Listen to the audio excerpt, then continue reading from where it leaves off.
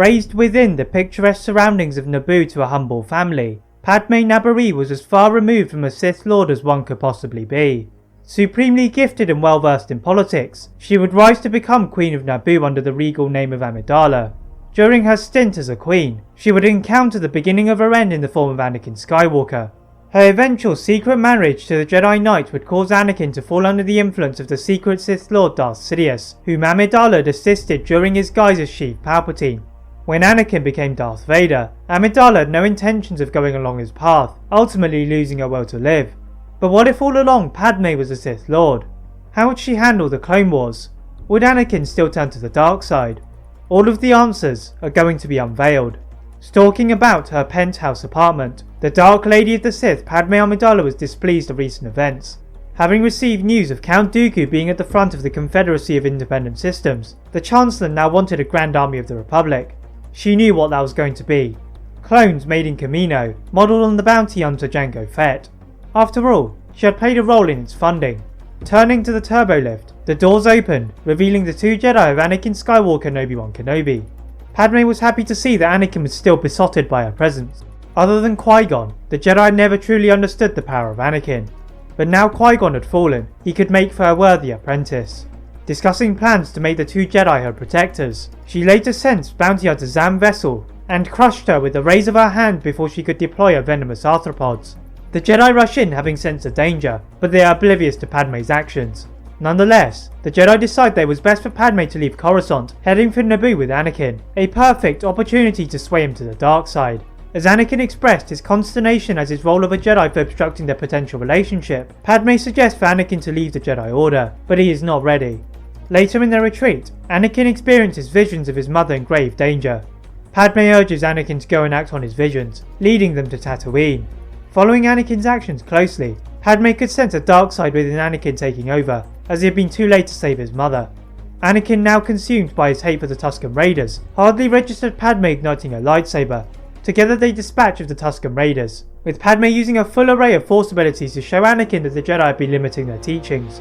Returning to the last home, Anakin vowed to learn to save people from dying, allowing Padme to further reveal her Force powers. Easily swaying Anakin to bow to her teachings, she uses her secretly gathered intelligence to inform the Jedi Council of activity on Geonosis, whilst Anakin continued to serve under the Jedi.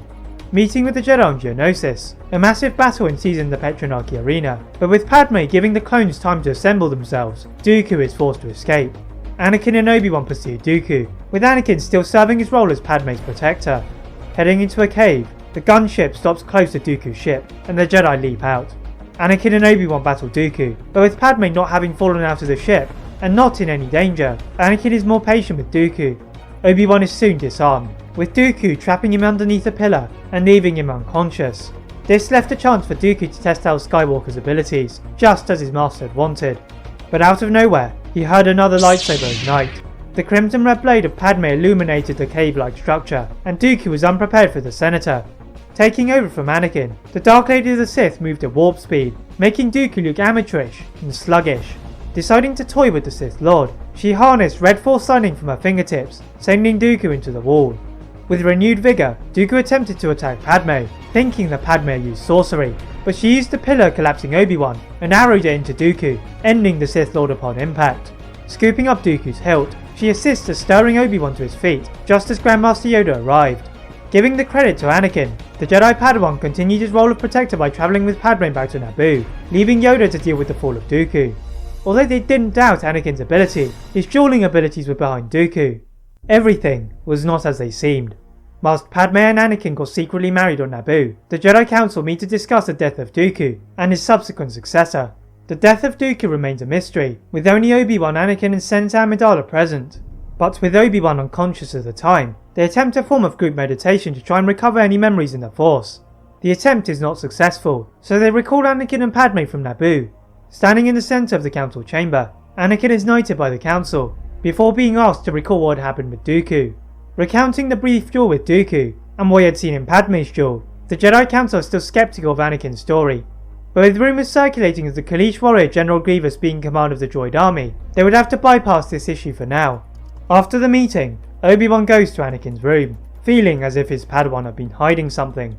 However, Anakin remains defiant. and is annoyed at the council for not believing he could defeat Dooku. So far, the plan to make Anakin an apprentice is going well, and spending more time with Anakin after the Battle of Geonosis, Padme begins to teach Anakin to mask his Force presence, as well as other dark side abilities, away from the prying eyes of the Jedi. But then, the Jedi make a move that is unexpected. Wishing to teach Anakin to let go of his attachments, they assign him the Jedi youngling Ahsoka Tano and Christophsis.